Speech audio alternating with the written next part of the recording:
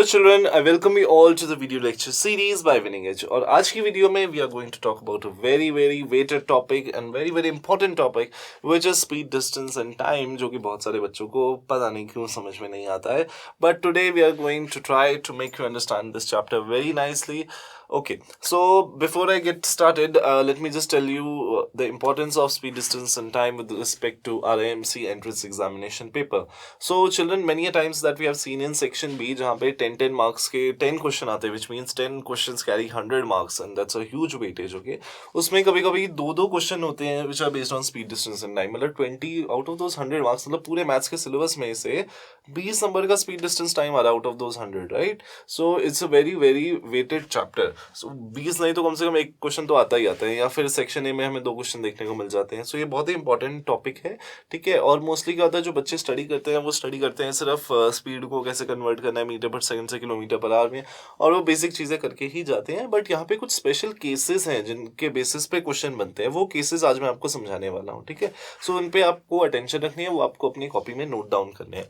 Okay, but before we start, अगर आपने अभी तक वीडियो को लाइक नहीं करा है, चैनल को सब्सक्राइब नहीं करा है, तो make sure you do that, because हम अपने चैनल पे ऐसे ही क्रिएटिव कंटेंट डालते रहते हैं जो आपको हेल्प करता है आपकी स्टडीज में.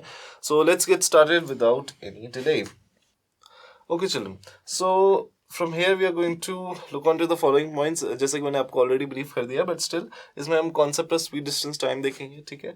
Will talk about train and pole questions. Okay, will also talk about 2 trains running in opposite direction, trains running in the same direction, boats and streams and speed and still water. ये basic highlights हैं जो इस chapter में आपको must आनी चाहिए, ठीक है. ये आप नोट डाउन कर सकते हो कि ये चीज़ें तो भाई मैंने स्टडी करनी ही करनी है, ठीक है.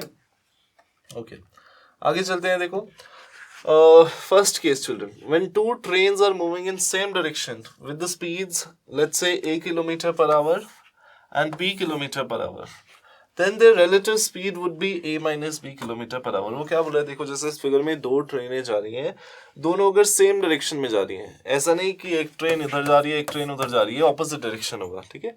दोनों ट्रेन्स अगर सेम डायरेक्शन में जा रही हैं shown in the image, than in that case जो रिलेटिव स्पीड होगी, इन सभी क्वेश्चन में आपको एक चीज ध्यान रखनी है, रिलेटिव स्पीड के बेसिस पे क्वेश्चन सॉल्व करने हैं, ठीक है. रिलेटिव स्पीड क्या होता है, दोनों की कंपेयर्ड स्पीड, रिलेट करना दोनों को, ठीक है.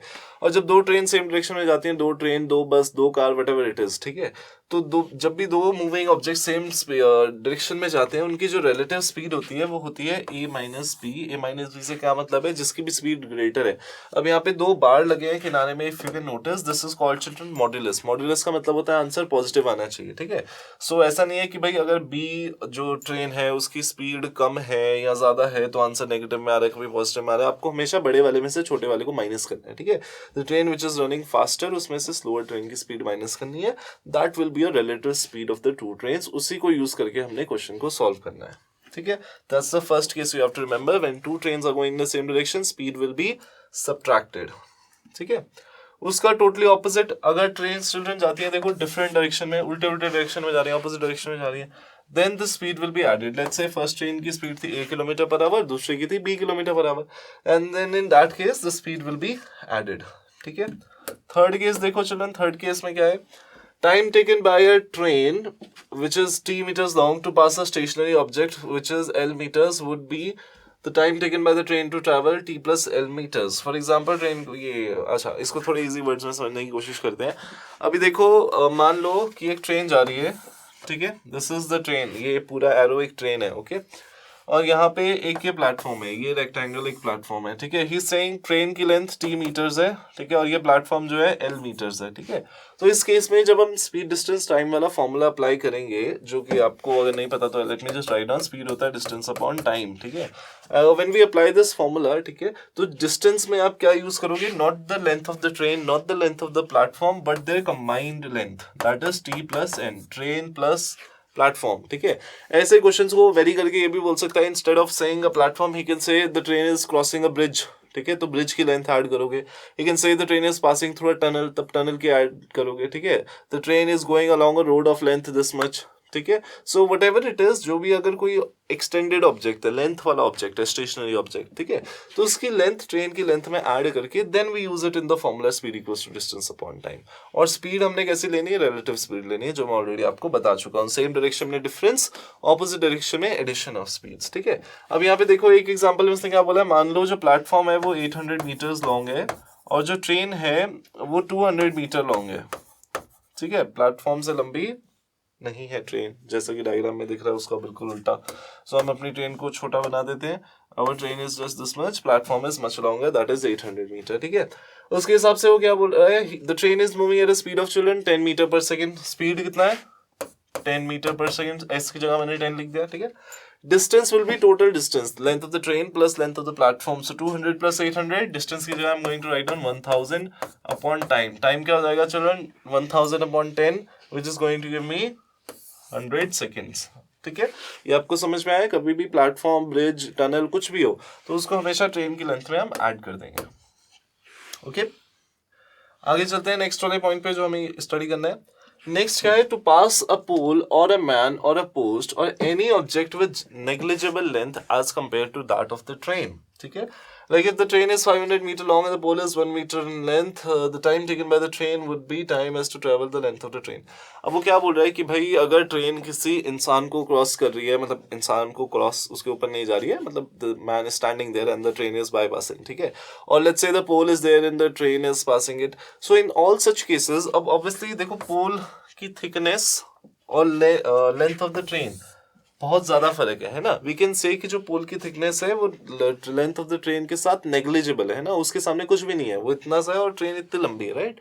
सो in all such cases we do not add the length of the pole or the man or whatever if it is negligible, ठीक है। सो हम सिर्फ डिस्टेंस में क्या यूज करेंगे, will only use length of train, ठीक है, and the time taken will be that much time whatever the distance of or the length of the train is equal to। जैसे कि वो बोल रहा है कि 500 मीटर लॉन्ग ट्रेन है, ठीक है, और जो पोल है वो 1 मीटर का है, ओके। सो हम उसको इग्नोर कर देंगे 1 मीटर को, it is negligible in front of 500 metres, okay.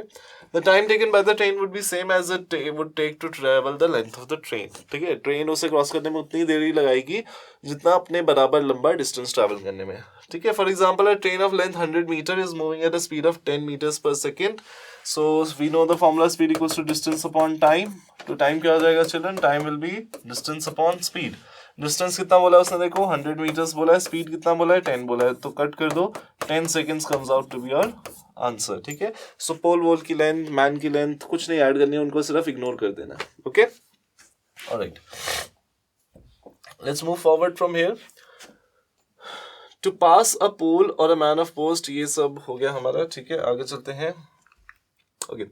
If two trains of length L1, L2 are moving in the same direction with speed S1, S2, then the time required by the faster train to overtake the slower train would be total equivalent distance upon relative speed। अब वो क्या बोल रहा है कि देखो भाई दो ट्रेन्स जा रही हैं, ठीक है, एक तेज जा रही है और एक स्लो जा रही है। नाउ जो फास्ट ट्रेन है वो ऑब्वियसली स्लो वाली ट्रेन को ओवरकम करके आगे चली जाएगी, इवन अगर फास्ट ट्रेन पीछे है तब भी उसको कभी ना कभी क्रॉस करके आगे चली जाएगी, राइट। सो इज सेइंग वो फास्ट ट्रेन को स्लो ट्रेन को क्रॉस करने में कितनी देर लगेगी। So time taken by the faster train to overtake the slower train would be, time का फॉर्मूला क्या होता है देखो, डिस्टेंस अपॉन स्पीड, ठीक है। तो डिस्टेंस इसमें क्या ऐड करोगे आप, distance you write down total length of both the trains, ठीक है, ट्रेन 1 प्लस ट्रेन 2 दोनों की लेंथ को ऐड कर दो अपॉन रिलेटिव स्पीड। अब देखो दोनों सेम डायरेक्शन में जा रहे हैं, सेम डायरेक्शन में जाते हो तो स्पीड सब्ट्रैक्ट होती है, दैट इज जो भी उनकी स्पीड होगी S1 माइनस S2 लिख दो, ठीक है। आई होप आप सभी को ये समझ में आया। जब दो ट्रेन्स एक साथ जा रही है, एक स्लो एक फास्ट है, फास्ट वाली को स्लो वाली को ओवरकम करने में कितना टाइम लगेगा, total distance of the two trains upon difference of speed of the two trains, ठीक है। आगे देखते हैं नेक्स्ट क्या है हमारे पास। If two trains of length L1, L2 are moving in opposite direction, अब हमने क्या कर दिया कि भाई पहले तो ये दोनों सेम डायरेक्शन में जा रही थी, एक स्लो थी एक फास्ट थी, अब ये दोनों ऑपोजिट डायरेक्शन में जा रही है, फास्ट है स्लो है उससे हमें मैटर नहीं करता, लेकिन दोनों ऑपोजिट डायरेक्शन में जा रही है और दोनों एक दूसरे को क्रॉस करके जा रही हैं, ठीक है, एक दूसरे को पार करते हैं। मतलब जैसे हम अगर ट्रेन में जाते हैं, हम देखते हैं कि सामने वाली ट्रेन हमारे सामने से जा रही है, तो हमें वो कितनी देर के लिए दिखाई देगी, that depends on the speed of the both the trains and the length of both the trains, ठीक है। और हम कैसे कैलकुलेट कर सकते हैं, distance in this case also children will be total of the both the trains that is L1 plus L2, दोनों trains का डिस्टेंस ऐड करेंगे आप और लेंथ कह सकते हैं अपॉन द रिलेटिव स्पीड। अब क्योंकि वो ऑपोजिट डायरेक्शन में जा रही है, ऑपोजिट डायरेक्शन में वी नो रिलेटिव स्पीड जो होती है ऐड होती है, तो हम यहाँ पे क्या लिख देंगे S1 प्लस S2, ठीक है।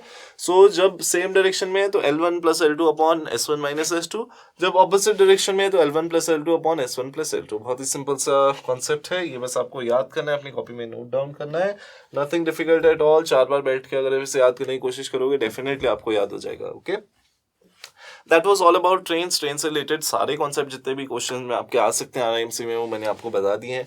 अब हम आगे चलते हैं स्पीड्स बोट्स और स्ट्रीम्स पे, ठीक है। अब बोट्स और स्ट्रीम जैसे कि आप यहाँ पे पिक्चर में देख सकते हो, यहाँ पे कुछ बोट्स हैं और वो एक नदी में अपनी बोट को ऑब्वियसली चला रहे हैं ना। अब देखो ऑब्वियसली बात है कि अगर आप नदी में बोट को छोड़ देते हो, ठीक है, नदी का पानी किसी ना किसी डायरेक्शन में तो बह ही रहा है ना, आपकी बोट भी उसी डायरेक्शन में चलने लग जाएगी, ठीक है। In such a case we will say our boat is travelling with the speed of the stream or the river stream, मतलब पानी के बहाव वाला जो भी नदी है या नाला है व्हाटएवर इट इज, ठीक है। सो अगर हम बोट को रो नहीं कर रहे हैं या मोटर नहीं चला रहे हैं तो हमारी बोट रिवर की स्पीड के साथ ही चलेगी, ठीक है। अब जब हम रिवर के डायरेक्शन में जा रहे हैं, भले ही हम रो करके जा रहे हैं या बिना रो करे जा रहे हैं, then we call it children downstream. क्या बोला जाता है तब? डाउन स्ट्रीम, मतलब हम नदी के साथ नीचे नीचे जा रहे हैं क्योंकि पानी नीचे की तरफ बहता है, ऊंचाई से नीचाई की तरफ, right. So we say we are going downstream. अब लेट्स से पानी तो इधर को बह रहा है नीचे को, हम लेकिन ऊपर को आना चाह रहे हैं, ठीक है, तो हम पानी के उल्टे डायरेक्शन में आ रहे हैं, डाउन स्ट्रीम जाने के बजाय हम ऊपर की तरफ आ रहे हैं, then we call it upstream. जब हमारी बोट नदी के उल्टे डायरेक्शन में चलती है then we call it a case of upstream. अब ये दोनों टर्म्स आपको याद करने हैं क्योंकि क्वेश्चन जब आता है वहाँ पे डाउनस्ट्रीम अपस्ट्रीम लिखा होता है। अगर आपको ये ना याद नहीं है बोट किधर जा रही है नदी किधर जा रही है तो ऑफ कोर्स फिर आप क्वेश्चन कैसे करोगे, ठीक है। तो नदी पानी नीचे की तरफ जा रहा है और जो हमारी बोट है वो ऊपर की तरफ आ रही है, ठीक है, that is a case of upstream. I hope आप सभी को ये दो चीजें यहाँ पे समझ में आई हैं। अब इसमें भी चिल्ड्रन काफी सारे केसेस हैं जो हमको स्टडी करने हैं, ठीक है। So you see this person, ये क्या कर रहा है, अपनी बोट को रो कर रहा है और नदी के बहाव के साथ जा रहे हैं, कभी उसके अगेंस्ट भी जाएगा, उसके साथ बहता बहता तो समुद्र पहुंच जाएगा, वैसा तो नहीं करना है ना, तो उसे अपने हिसाब से चलानी भी पड़ेगी, कभी अपस्ट्रीम करना पड़ेगा, कभी डाउनस्ट्रीम जाना पड़ेगा, राइट ना। यहाँ पे डाउनस्ट्रीम अपस्ट्रीम समझने के कुछ केसेस हैं। मैंने यहाँ पे एक एलिवेटर की पिक्चर लगाई है, आप सभी ने मॉल्स में एलिवेटर देखा होगा, है ना। अब लेट्स से जो ये राइट वाला एलिवेटर है, इस पे यहाँ पे ब्लैक कलर का कोई पर्सन खड़ा है, तो लेट्स से ये एलिवेटर जो है ऊपर की तरफ जा रहा है, which way? Up side, obviously because this person won't be standing on the back then, है ना। अब ये एलिवेटर ऊपर की तरफ जा रहा है। अब अगर हम इस पे हम खड़े हो जाते हैं तो then we go with the speed of the elevator, obviously, right. But कुछ बच्चे आपने देखा होगा कि एलिवेटर पे चढ़ने के बाद खुद भी क्लाइम करने लगते हैं स्टेयर्स, है ना।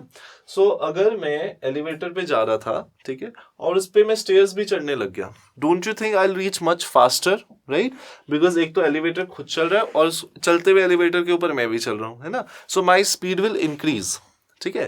That is what happens children when we go downstream. जब हम नदी के साथ बहते हैं, अगर ये जैसे पानी के साथ बह रहा है, ठीक है, और रो भी कर रहा है, मतलब अपनी what you call it boat को खुद भी मूव करवा रहा है, so it is adding to the speed. नदी की स्पीड के साथ तो हमारी बोट मूव कर रही है, प्लस हम उसमें और स्पीड ऐड कर रहे हैं, ठीक है। सो डाउनस्ट्रीम का जो केस होता है उसमें बोट की स्पीड प्लस स्ट्रीम की स्पीड दोनों ऐड हो जाती है, ठीक है। अब यहाँ पे थोड़ा सा कॉन्ट्रास्ट है, जबकि हम ट्रेन वाले केस में ये देखते हैं, ट्रेन वाले केस में रिलेटिव स्पीड जो होती है वो डिफरेंस ऑफ द टू होती है, ठीक है। लेकिन यहाँ पे बोट वाला केस बिल्कुल उल्टा है, बोट वाले केस में दोनों ऐड होती हैं। अब ऐसा मत याद रखना कि भाई बोट में भी दोनों ऐड होती हैं ट्रेन में भी दोनों ऐड होती हैं, ऐसा नहीं है। ट्रेन में दोनों जब सेम डायरेक्शन में है तो relative speed difference of two है, ठीक है। और इसमें बोट और स्ट्रीम वाले में क्या है, दोनों जब एक ही डायरेक्शन में जा रहे हैं तो एडिशन ऑफ द स्पीड्स है, ठीक है, ये याद रखना है आपको। ओके, जब हम अपस्ट्रीम जा रहे हैं, अब यहाँ पे देखो, let's say this stairs, these stairs are coming down, ठीक है, ये एलिवेटर एस्केलेटर नीचे की तरफ आ रहा है, ठीक है। अब इस पे अगर मैं ऊपर चढ़ने की कोशिश करता हूँ, ठीक है, वेरी डिफिकल्ट फॉर मी, क्योंकि जो भी मैं स्टेयर चढ़ता हूँ वो स्टेयर नीचे आ जाती है, फिर मैं एक स्टेप आगे रखता हूँ वो स्टेप नीचे आ जाता है, right. So in this case my speed will drop abruptly, ठीक है, मेरी स्पीड जो है वो बहुत कम हो जाएगी, है ना, क्योंकि मैं ऊपर चढ़ने की कोशिश कर रहा हूँ और एलिवेटर मेरे को नीचे लेके आया जा रहा है बार बार, right. So same thing happens children in the case of upstream. जब हम अपस्ट्रीम नदी के उल्टे डायरेक्शन में जाना चाह रहे हैं, हम अल्टीमेटली है तो पानी में, पानी जिधर जाएगा उसके हिसाब से ही चलेगा, ठीक है, थोड़ा बहुत हम आगे पीछे कर सकते हैं लेकिन ultimately water is the boss, right. So हम क्या कर रहे हैं, हम पानी के साथ उसके उल्टे डायरेक्शन में आने की कोशिश कर रहे हैं, पानी नीचे की तरफ बह रहा है, हम इस बोट को उल्टे डायरेक्शन में लेके जाने की कोशिश कर रहे हैं, so our speed will decrease, ठीक है, हम बहुत स्लो पहुंच पाएंगे। जैसे कि एलिवेटर वाले एग्जांपल से याद रहेगा, एलिवेटर नीचे आ रहा है और अगर आप ऊपर जाने की कोशिश कर रहे हो तो आपकी स्पीड बहुत घट जाएगी। अगर आप नॉर्मल स्टेयर्स पे ऊपर चढ़ते हो तो कब के ऊपर पहुंच गए होते, लेकिन क्योंकि एलिवेटर नीचे आ रहा है और आप ऊपर जाने की कोशिश कर रहे हो, so it will take you much longer to reach to the top, और शायद आप पहुंच भी ना पाओ अगर आपकी स्पीड बहुत ही ज्यादा कम हुई तो, right. So same thing happens with a boat. इसमें क्या करते हैं, जब हम ऑपोजिट डायरेक्शन में जाते हैं तो बोट की स्पीड से हम माइनस करते हैं स्ट्रीम की स्पीड, ठीक है। और ये क्यों हम मान रहे हैं कि बोट की स्पीड ज्यादा है, तब भी आप अपस्ट्रीम जा पाओगे। अगर नदी से कम स्पीड रही तो नदी के साथ ही बहते चले जाओगे, ठीक है, लेकिन नदी की कम स्पीड से बहते बहोगे। लेकिन if your speed is more than the speed of the river, ठीक है, and you are going in opposite direction to for a stationary person, अगर मैं देख रहा हूँ, भले ही लेट्स से तुम अपने बोट में 60 किलोमीटर पर आवर की स्पीड से मूव कर रहे हो, ठीक है, और जो नदी है, नदी का पानी मूव कर रहा है 50 किलोमीटर पर आवर से टुवर्ड्स डाउन, और तुम 60 किलोमीटर पर आवर से उसी पानी में ऊपर जाने की कोशिश कर रहे हो। लेकिन for me as a observer, अगर मैं बाहर से देख रहा हूँ, मैं वहाँ पे आइलैंड पे बैठा हूँ, या तुम वहाँ नदी में ऐसे कोशिश कर रहे हो, या मैं जंगल में हूँ, wherever it is, I would only see you moving with the speed of just 10 kilometres per hour, क्योंकि for an observer, stationary observer के लिए आपकी स्पीड कैसे दिखेगी, difference of the speed between the stream and the boat, ठीक है। I hope ये case आपको समझ में आया है। वेरी वेरी इंपॉर्टेंट चिल्ड्रन, नहीं समझ में आया तो प्लीज रिव्यू द वीडियो, ठीक है। आगे देखो क्या है, if the speed downstream is you kilometre, मान लो डाउनस्ट्रीम मतलब बोट प्लस हमारी स्ट्रीम दोनों की स्पीड मिला के यू किलोमीटर पर आवर है, सॉरी डाउनस्ट्रीम में डी किलोमीटर पर आवर है और दोनों का subtraction you kilometre per our है अपस्ट्रीम में जाते वक्त, ठीक है। सो अभी हमने जो पीछे वाला केस पढ़ा था, जो डाउनस्ट्रीम अपस्ट्रीम थी, ये जो स्पीड अपस्ट्रीम था इसको हमने यू से डिनोट कर दिया, जो स्पीड डाउनस्ट्रीम थी इसको हमने डी से डिनोट कर दिया, ठीक है। Now after this what do we see here children, speed of boat in still water. अब इस पे मेनली क्वेश्चन आते हैं कि स्टिल वाटर में वो बाकी सब बता देगा, ठीक है, स्टिल वाटर के बारे में कोई बात ही नहीं करेगा, और फिर आपसे बोलेगा स्टिल वाटर में स्पीड बताओ। तो जब तक आपको ये फॉर्मूला नहीं पता होगा कि भाई पहले मुझे half into downstream plus upstream करना है, जिसके लिए मुझे डाउनस्ट्रीम अपस्ट्रीम दोनों निकालना पड़ेगा, तब तक आप ये क्वेश्चन सॉल्व नहीं कर पाओगे। आप बोलोगे स्टिल वाटर के बारे में तो कुछ बताया नहीं, मैं कैसे सॉल्व करूं। So you have to learn these formulas here children, ठीक है। स्टिल वाटर में स्पीड कैसे निकलती है बोट की, मतलब खड़े हुए पानी में जहां पे पानी मूव नहीं कर रहा है, उसमें बोट की स्पीड क्या होगी, उसमें बोट की स्पीड होगी half into downstream plus upstream वाली स्पीड, ठीक है। हाफ को हम 0.5 भी लिख सकते हैं, ठीक है।